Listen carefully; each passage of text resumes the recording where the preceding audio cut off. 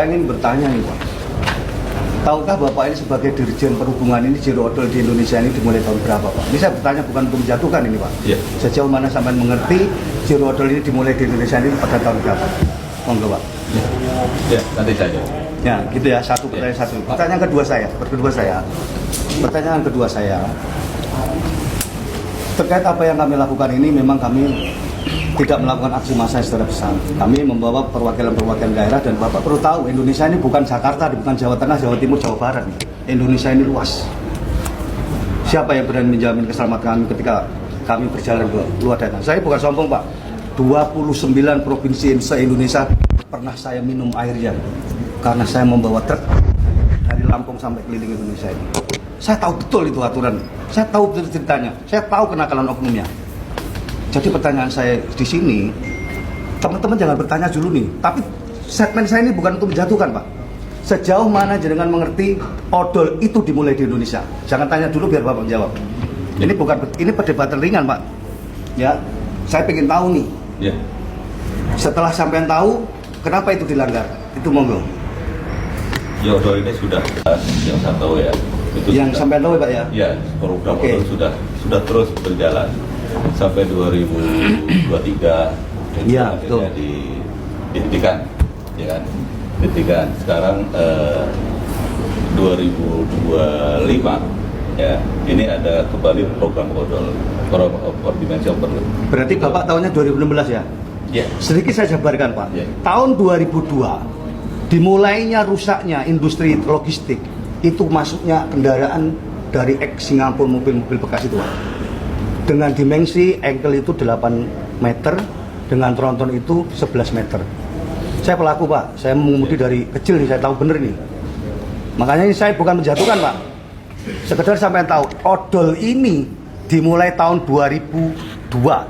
Mulai masuknya kendaraan Singapura yang bernama build up dengan panjang 8 meter. Ini kita bicara engkel aja Puso Pak ya, karena saya pengendara Puso ya. Kenapa aturan odol itu atau undang-undang lalu lintas itu dibuat 22 tahun 2009? Benar nggak Pak? Benar nggak? Pelaku odol ini dijalankan karena keluarnya produk ukuran 1000 dengan ban kawat 16, bahkan sekarang ini keluar 18 ply. Bapak tahu berapa 16 ply itu bisa berapa persen? 18 ply ini berapa persen? Ini perlu sampean tahu nih. Sekali lagi saya tidak ingin menjatuhkan, tapi sampean perlu ngerti. Odol ini permasalahan bangsa Pak. Nih ya, saya ini nggak mau di sana ribut. Tanya nih bapak-bapak semua ini, saya nggak pernah menemukan statement apa-apa. Tapi ini bentuk ambisi saya atau amarah saya ini Pak. Ketika kami tidak ditemukan titik temu di hari ini, ya Pak, ini saya tegaskan nih, saya akan yakinkan gelombang se-Indonesia ini terkait logistik akan bergejolak di ini. Saya cuma ketemu menterinya. Ini Bapak Dirjen, berarti menguasai semuanya. Sampai overload aja tidak tahu dimulai Indonesia berapa. Kalau dimulai lalu dari 2016, 2009 ini tidak mungkin terbitkan itu Pak. Ya, artinya program Pak. Nah program. Itu, artinya ya, karena itu bola panas yang dibuat ini, kenapa pengemudi dijadikan tumbal Pak? Kenapa pengemudi dijadikan tumbal? Kenapa pernyataan pemerintah ini negara rugi 4,3 triliun? Sampai saya tanya, berapa hasil tilang dari 307 per tahun yang didapatkan oleh negara dari kami? Berapa per hari 307 itu dibayar oleh pengemudi? Sampai tidak bisa jawab Pak. Ini permasalahan bangsa Pak. Mari duduk bersama di sini Pak. Kita dikasih jarak situ tuh, ini meja sampai nih. Ini meja saya, jauh. Kita ini nggak akan kriminal. Mungkin dalam emosi saya ya, sebagai manusia yang terzolimi dari 2014 nih Pak. Saya kalau mau nangis nih saya ini. Dari 2014 saya berjuang tentang pengemudi. Meminta negara ini menghadirkan kami pengemudi dari 29 provinsi waktu itu. Tidak pernah menanggapi negara ini. Sampai terjadi hari ini, dan saya pastikan ya Pak ya, jika Zero Odol ini tetap melibatkan pengemudi sebagai pelaku tindak pidana, saya pastikan gelombang besar pengemudi ini akan terjadi. Itu statement saya Pak. Saya tidak mau banyak ngomong. Silahkan, kalau mau ada yang tanya lain, itulah poinnya. Saya pernah deklarasi untuk mendukung Zero Odol 2023. Waktu itu dirjennya sama Pak Budi. Alhamdulillah saya nyambung sama beliau. Kami mendukung dan saya pelaku murni demi Allah, demi Rasulullah Pak. Saya tidak mau muat berat, saya tidak mau muat berlebihan. Hak lillahi ta'ala Pak. 2 bulan saya nganggur Pak. Nggak ada yang peduli Pak. akhirnya saya melakukan overload kembali. Jadi Untuk mobil Singapura nggak Pak? Yang panjangnya itu yang mobil Singapura itu enggak? Karena Enggak. produksi Indonesia kan 2008 keluarin produk JP ini. iya, jadi kenapa sih kami begitu marah, Bapak? Karena statement itu saya sudah pernah Saya deklarasi. nangis Pak dibilang kriminal ini loh. Saya jual mobil Tio, saya, Pak. Kami Demi bukan Allah, pelaku demi kriminal. Rasulullah. Ini loh yang saya nggak terima itu. Kami bukan pelaku kriminal. Kalau sampai bilang negara dirugikan 4,3 miliar, 43 miliar per tahun. 3 triliun. Triliun per tahun. Saya tanya sampai, berapa pendapatan negara 307? Ini nggak perlu dijelaskan, sampai pasti ngerti. Ada Pak Dirjen, ada Pak Kor di situ. Coba jelaskan. Kebusukan masyarakat ini ditulis, tapi pendapatan negara dari masyarakat ini kenapa tidak dipublikasikan? Simpel saja Pak, mau untuk 2007 dengan sosialis yang dijabarkan, tidak perlu sampai jabarkan ke saya sudah tahu semua. Dari bulan 4 saya sudah tahu kalau zero odol ini akan dilakukan pada 2025. Kami bersepakat nih, ketika ada satu penindakan odol yang terjadi di Indonesia, maka kami akan memulai aksi di masing-masing daerah di tahun 2000 seperti tahun 2002. Saya orang pertama kali di Indonesia yang mendukung zero odol karena saya adalah tumbal dari kebijakan odol itu.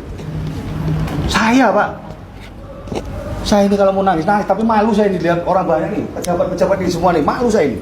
Tapi perlu sampean tahu, kalau sampean bisa jawab, berapa pendapatan negara terkait 307? Kalau kita cuma dinyatakan sebagai tersangka pelaku. Benar nggak? Harus komplek dong. Jangan kami aja yang didoktrin sebagai pelaku. Jangan kami dijadikan tersangka. Siapa yang mengizinkan masuk kendaraan ex Singapura itu masuk ke Indonesia tahun 2002 sampai melonjaknya di tahun 2006? Akhirnya Indonesia mengeluarkan produk lokal, Indonesia tidak mampu bersaing dengan pasar, mengeluarkan produk JP tahun 2008. Baru sampai ingat nih. Dan anehnya lagi, produk mobil Singapura pada tahun 2008 masuk ke Indonesia menggunakan ban ukuran 1000 Pak. Benang itu. Ini perlu sampai tahu nih, secara ini kalau kita bicara istilah, karena saya pelaku. 2010 Indonesia mendesain produk Indonesia mendesain ban ukuran 1000. Kalau sampai tanya Bu Ika tidak tahu Pak. Tapi beliau ini sosok luar biasa menurut kami. Mimpi saya di 2014 terwujud di hari ini untuk aksi di DKI Jakarta. Karena Jakarta tidak akan melakukan aksi Pak. Pengemudi Jakarta rata-rata pengemudi perusahaan. 3 klaster pengemudi ini Bapak perlu tahu nih. Jadi yang aksi hari ini tuh jauh-jauh. Aksi ini sudah kami pikirkan setelah bulan 4 kami mendapatkan informasi akan penegakan zero odol 2025. Kami sepakat ketika terjadi penindakan dan salah satu pengemudi akan dijadikan tersangka sesuai statement tahun 2002. Maka kami tidak akan diam. Bapak mengundang teman-teman itu tahu kemarin tanggal 24 setelah jenengan mendengar akan ada aksi pengemudi di tanggal 2 ini. Saya yakin kita bisa berjabat tangan kalau sampai nggak mendengar itu. Karena gelombang itu saya keluarkan pada tanggal 19 di saat aksi Jawa Timur itu.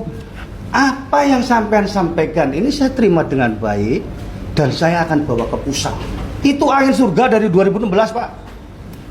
Sampai saat ini belum terrealisasi. Enggak, saya sendiri sudah pernah melakukan. Maksudnya itu sudah pernah mengalami hal seperti ini.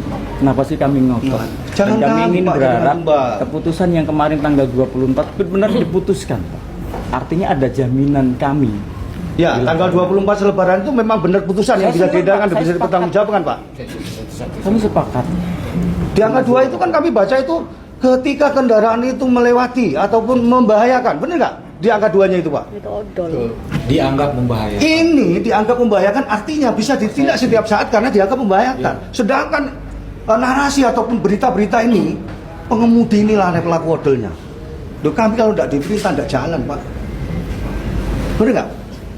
Mungkin cerita saya ini, Pak, cerita saya ini ya tidak pernah sampai dengar di tanggal 24. Karena dia bukan pelaku, semuanya bukan seperti saya. Kami pelaku, Pak. Saya pelaku, Pak. Mungkin Jadi mungkin rusaknya bisa odol ini saya tahu. Izin Pak, saya tambahkan sedikit terkait permintaan kami evaluasi undang-undang atau regulasi zero odol. Mohon untuk dilibatkan para pihak, produsen, milik Ini saya barang, terakhir, Bu Ika. jasa Nanti angkutan, terakhir ya. dan kami para sopir, Pak. Iya, betul. Kenapa kami para sopir minta dilibatkan? Saya nggak sekolah, Pak, tapi saya punya pengalaman di lapangan. Artinya pengalaman yang saya dapatkan di lapangan bisa melengkapi naskah akademik di dalam merujuk untuk mengevaluasi undang-undang zero odol.